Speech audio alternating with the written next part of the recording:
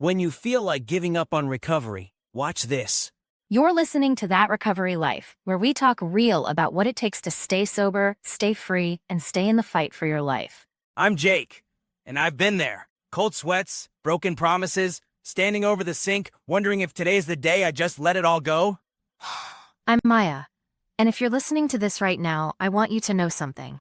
You are not weak, you're not broken, you're just in it. That moment where recovery feels like too much, it happens. And if you're there right now, this episode is for you. Yeah, this one's for the nights when the silence is too loud, when the cravings hit like waves, and you're one thought away from relapse. Or maybe you already relapsed. Maybe you're listening to this with a drink in your hand or a needle in your arm. And guess what? We're still talking to you. Especially to you. Because this isn't about perfection. It's about returning. It's about coming back to yourself. Over and over again.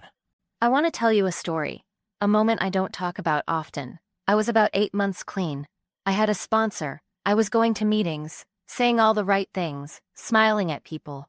But inside, I was drowning.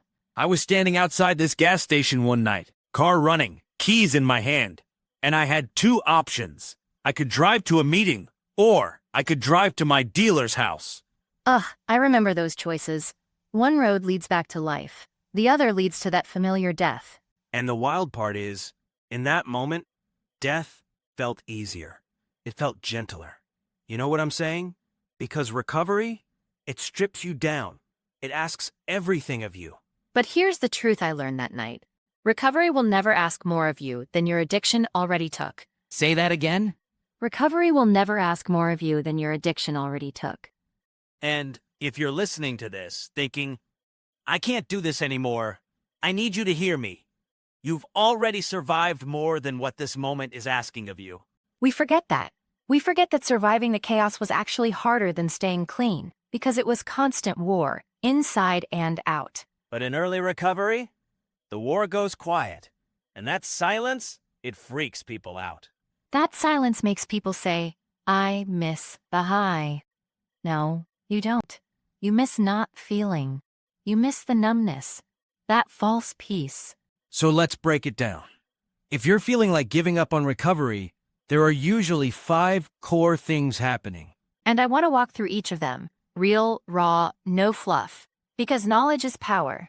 But truth is freedom. Let's start with exhaustion.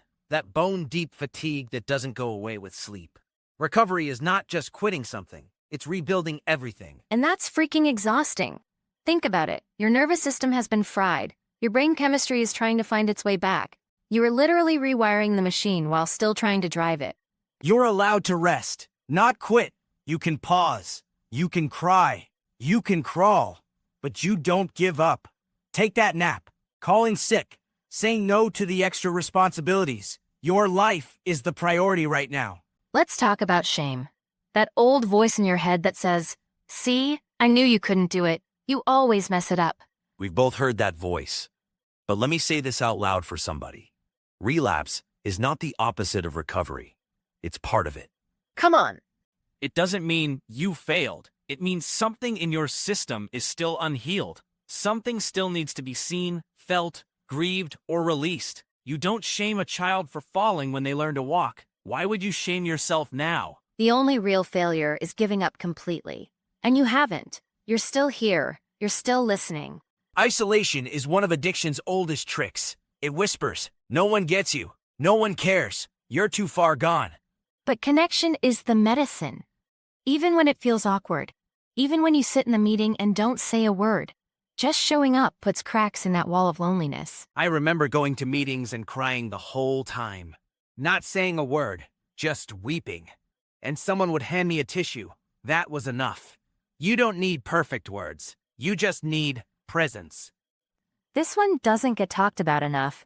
We think detox is just physical, but emotional withdrawal, that's a beast. When the substances go away, the feelings come back. Grief, rage, shame, guilt. Sometimes even joy feels too big. And nobody teaches us how to feel. We have to learn it from scratch. So if you're waking up feeling raw, unstable, shaky, that's normal. You're thawing out. Your heart is learning how to beat in real time. Don't judge that. Honor it. This one's personal. There were days I stared at the ceiling and thought, why even bother? I was clean, but I wasn't free. Not yet. And here's the secret nobody tells you. Freedom comes in layers. You don't wake up one day and feel amazing. It comes in flickers, in glimpses, in that one belly laugh with a friend, in the first night of sleep without nightmares. You build a new life one moment at a time. You don't wait for the light. You become the light. So what do you do when you feel like giving up? You do the next right thing. Not the next big thing. Not the perfect thing. Just the next right thing. Maybe that's texting your sponsor. Maybe that's walking outside and screaming at the sky.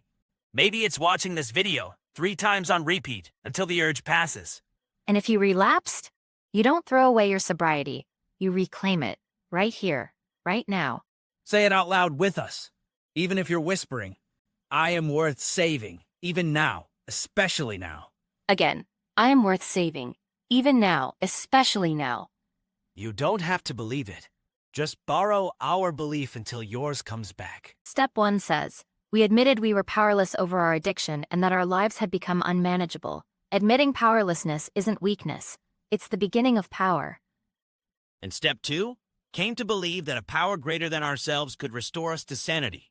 You don't have to define that power right now. You just have to be willing to believe something bigger than your pain exists. We've seen too many miracles not to believe that. We've watched people crawl out of hell and learn to dance again.